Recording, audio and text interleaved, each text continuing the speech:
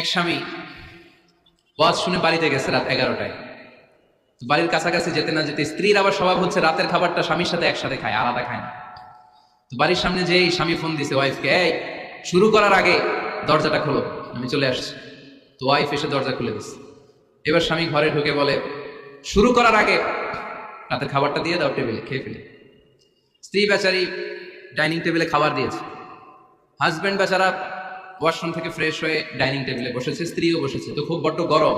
Husband বলে, শুরু করার আগে ফ্যানটা ছাড়। এইবার তো স্ত্রী বেচারি রেগে মেগে আগুন, কি আসার পর থেকে শুরু করার আগে কি শুরু করার আগে? হাজব্যান্ড বলে, এই তো শুরু হয়ে গেল। মানে কি? ঝগড়া। মানে কি? ঝগড়া। প্রিয় ভাইয়েরা, ঝগড়া করবেন না।